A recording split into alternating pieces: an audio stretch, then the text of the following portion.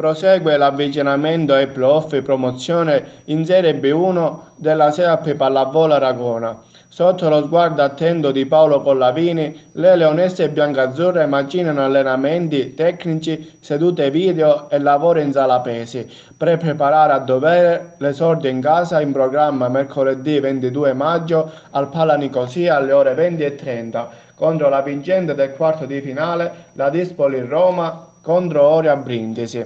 Sono entrambe due ottime formazioni che puntano al salto di categoria. La Dispoli Roma è giunto terzo nel girone G di Serie B2 con 63 punti, frutto di 20 vittorie e 6 sconfitte.